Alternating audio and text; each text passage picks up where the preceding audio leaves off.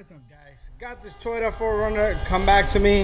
It has a misfire and it shakes very violently only on a startup, and something like that can be very difficult to fix, but I want to show you guys what's going on. I want you to pay attention to the check engine light over here and listen to the engine. I'm not gonna speak once I start, and I'm gonna put it to reverse also, and that's when the light's gonna go crazy. So let's crank this up.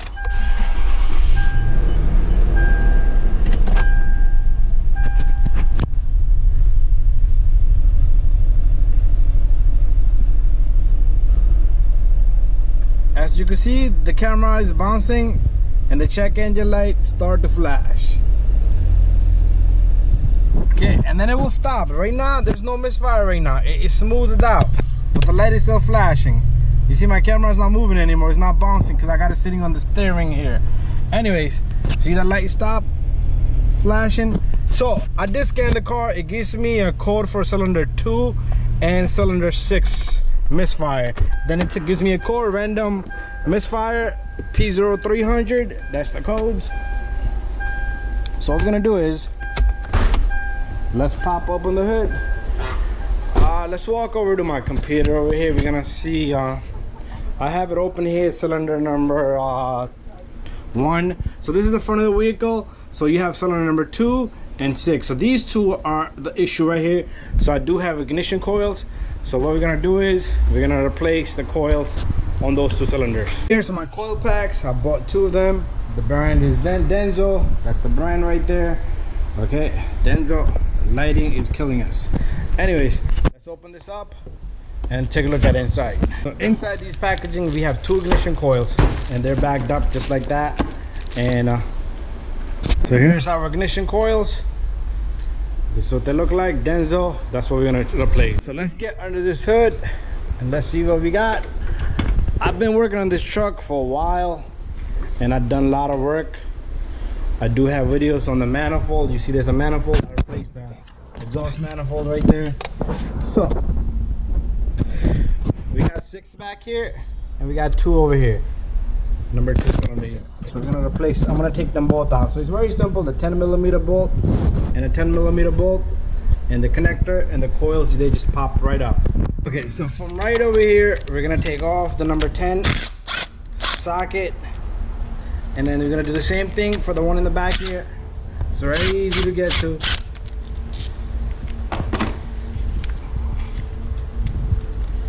We're gonna take off the number 10 and the number 10. Now what we need to do is we need to pop off the connector for each coil, and you don't even have to look in there. You could simply just grab the connector and push up, squeeze it, squeeze the little retainer.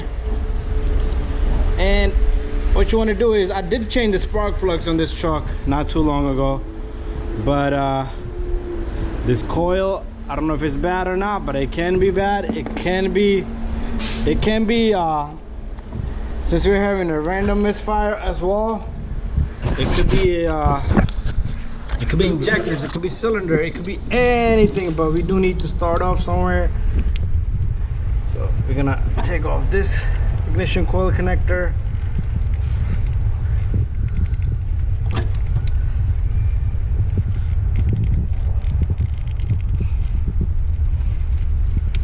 Okay, I'm gonna have to work some magic here. Let's take off this pipe here.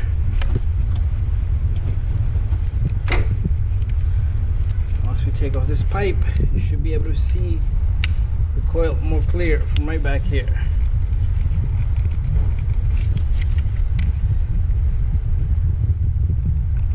There you go. Connector's off.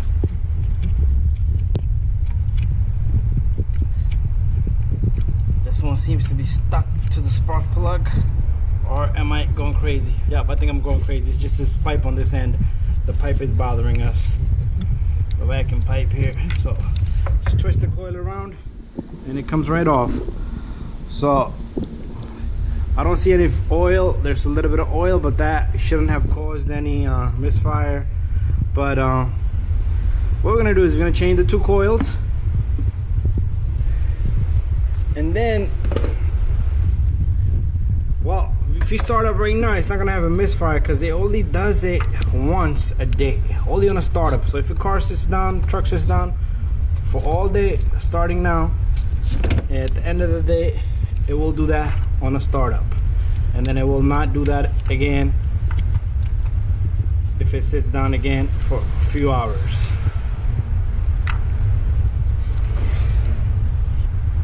Okay, Mr. Coil Pack, I've done these coils, I did remove them before.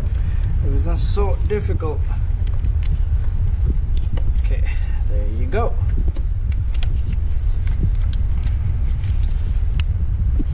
Okay, let's push this pipe all the way out of the way.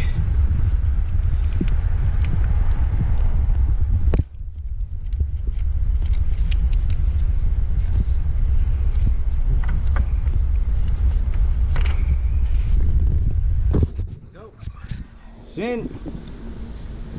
So we're gonna put our connector on. It should click, so make sure your connector does click.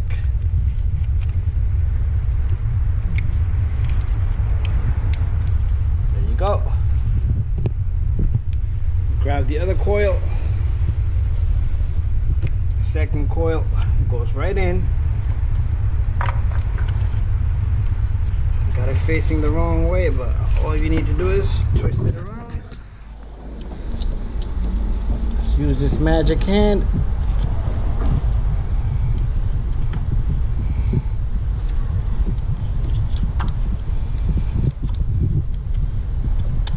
Need to get that connector onto that coil.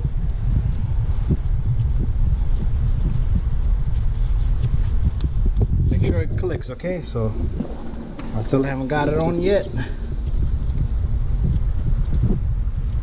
There you go. Alright, so we don't need to put the bolts in yet, but once we're complete and confirmed, I'll throw on the bolts. And don't forget to put this vacuum pipe back on. This goes from the PCV valve back there, comes under this, and goes on to this. And make sure your clamp goes on. So all we need to do is put the two number 10s, but it's all right for now for us to test it. Okay, wasn't happy with that connector, but that's it. We're gonna leave this alone. We're gonna leave the bolts there, and we'll test it. And if everything is nice and good, it's good to go. So tomorrow morning we'll start it up again.